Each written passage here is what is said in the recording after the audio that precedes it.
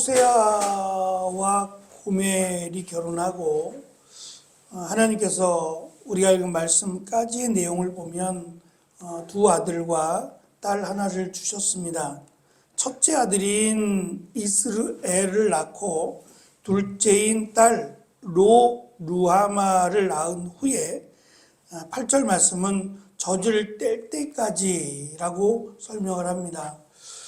우리가 사무엘상에서 한나의 경우를 살펴보았습니다. 한나가 아들을 낳기를 원하여 하나님께 기도했고 하나님께서 그의 기도를 들으시고 아들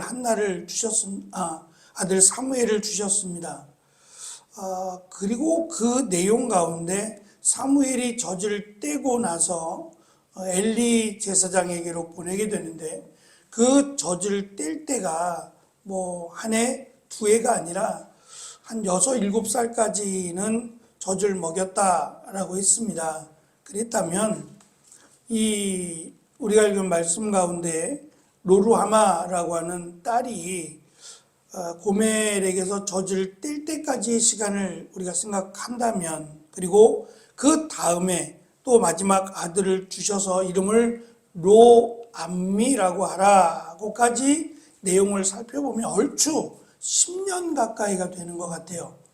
만약에 젖을 뗄 때까지의 나이가 6, 7년이 된다면 못해도 첫째 아들부터 막내인 로암미까지를 계산하면 얼추 10년 가까이가 되지 않겠나 싶습니다. 그렇다면 하나님께서 지금 호세아를 통해서 아이들의 이름을 하나님이 뿌리셨다, 또 하나님이 너희들을 버리셨다, 너희는 내 백성이 아니다 라고 하는 이 이름으로 심판에 대한 그 예언을 말씀하셨는데, 그럼에도 불구하고 그 심판이 바로 이루어지는 게 아니라 3번에 걸쳐서 하나님이 심판하실 것을 호세아의 아들, 딸의 이름들을 통해서 가르쳐 주셨다라고 우리는 볼 수 있습니다. 그렇다면 북이스라엘이 회개하고 하나님께로 다시 돌아올 만한 시간은 충분했다는 얘기입니다. 시간이 없어서 회개하지 못한 것은 아니었다. 하나님이 무시무시하다, 하나님은 너무 잔인하시다라고 말할 이유는 전혀 없다는 겁니다. 하나님께서 호세아 선지자에게 3번째 낳은 아들의 이름을 로암미라고 지으라고 하셨습니다. 로라고 하는 단어는 반대적인 영어에서 no라고 하는 단어와 같습니다. 암미가 하나님의 백성이니까 로암미는 내 백성이 아니다라고 하는 뜻을 가지고 있어요. 하나님과 이스라엘 백성들과의 관계를, 이 언약 관계를 가장 잘 설명해 주는 것이 바로 내 백성 너희 하나님이라고 하는 관계입니다.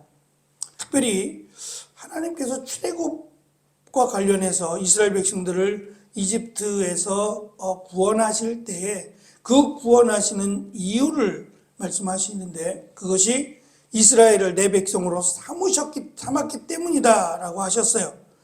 출애굽기 6장 6절로 7절을 보시면, 그러니 이스라엘 백성에게 내가 하는 말을 전하여라. 나는 여호와이다. 나는 이집트 사람들이 너희에게 강제로 시키는 힘겨운 일에서 너희를 구해줄 것이다. 큰 능력으로 너희를 이집트 사람들의 노예 생활에서 풀어주어 자유로운 몸이 되게 할 것이다. 그리고 이집트 사람들에게는 무서운 벌을 내릴 것이다. 나는 너희를 내 백성으로 삼고 너희의 하나님이 될 것이며 너희는 내가 너희의 여호와 하나님이라는 것을 알게 될 것이다. 나는 이집트 사람들이 너희에게 강제로 시키는 힘든 일에서 너희를 구해낼 너희의 하나님이다 라고 말씀하셨어요. 다시 말하면 내 것이라는 거죠. 하나님은 애굽에 속해 있는 애굽의 노예가 아니라 하나님의 백성이기 때문에 그들에게 자유를 주기를 원하고 그들을 구원할 것이다 라고 하는 내용입니다. 하나님께서 내 백성이라고 이스라엘을 가리켜서 말한 것이 158번입니다. 그 중에 107번이나 선지서에 하나님이 내 백성이라고 부르시는 내용이 등장한다는 것은 선지서라고 하는 이 말이 지금 호세아부터 시작되는 말라기까지의 내용입니다.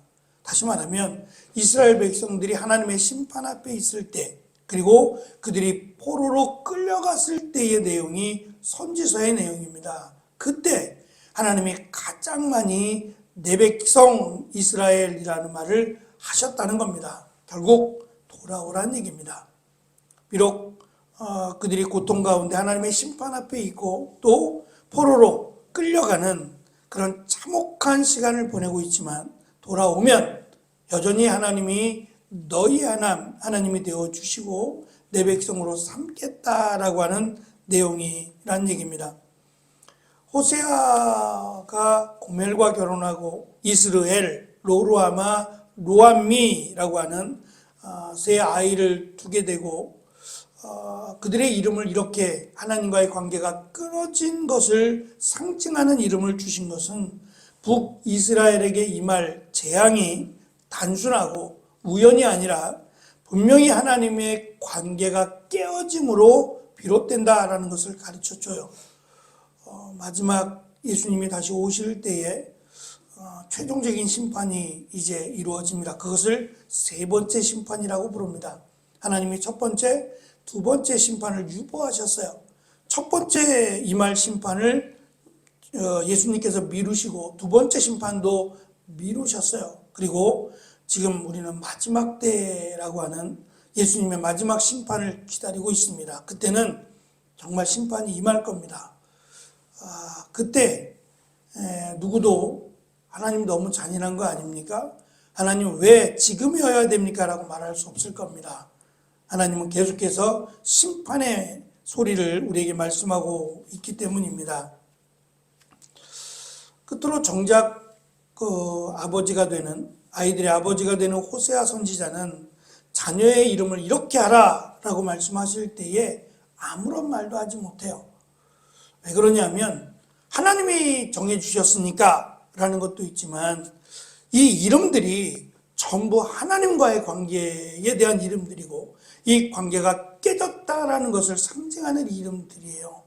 다시 말하면 호세아는 자녀들의 이름을 부르며 하나님과의 관계, 북이스라엘 백성들이 하나님과의 관계가 깨졌다는 것을 누구보다 잘 알고 있고 또 하나님이 가장 가슴 아파하신다라는 것을 누구보다 잘 알아요.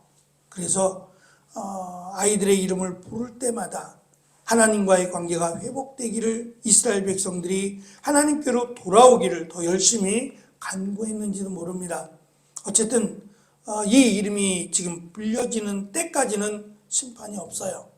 그러나 심판이 임할 겁니다. 그래서 호세아는 더 열심히 회개하라, 하나님께로 돌아오라고 외쳤을 것이고 또 하나님께서는 그 하나님과의 깨어진 관계 앞에 놓여진 이스라엘의 심판, 그리고 내 백성이 아니다라고 하시는 그 하나님의 마음을 이스라엘이 깨닫고 하나님께로 돌아오기를 하나님은 원하신다라는 것을 이 호세와 고멜 그리고 세 아이의 이름들을 통해서 또 우리에게 가르쳐 주시는 것 같습니다.